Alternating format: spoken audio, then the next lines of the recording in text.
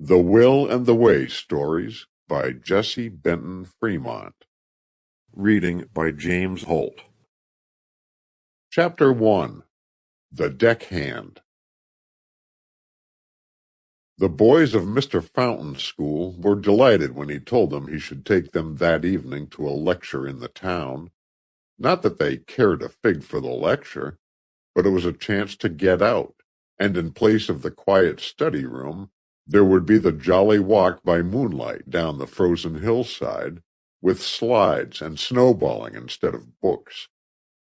Then the bright lecture room gay with all the young people of the town smiling and nodding to them in the telegraph signal way young people knew long before real telegraphs were invented. The lecture itself might have been on astronomy or prehistoric man, and it would have been exactly as welcomed by them. They had no idea of using their ears, only their eyes. But they were surprised into deep interest. A wiry but strong man, about 50 years of age, began at once to tell them he was glad to meet so many young people, and as they had marched in, their uniformed corps, their bright, healthy looks, and elastic trained steps, made him see the good preparation they were having for a disciplined and useful future.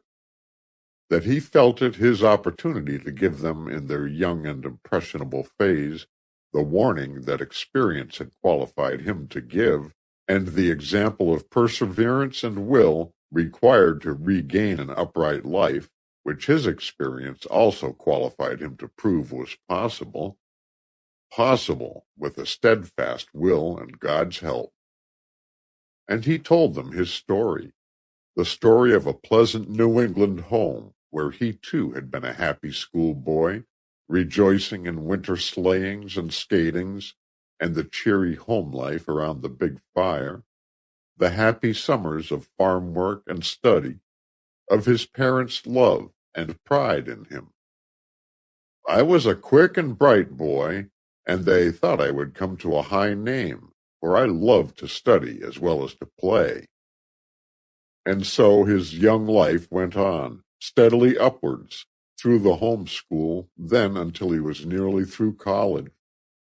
He had grown away from the simpler and loving home influences, and had been made to think many things only manly and like a good fellow, which in the home he had been taught were wrong. But with the wish to be a good fellow, and the unwillingness to lose popularity by refusing to... Sample complete. Ready to continue?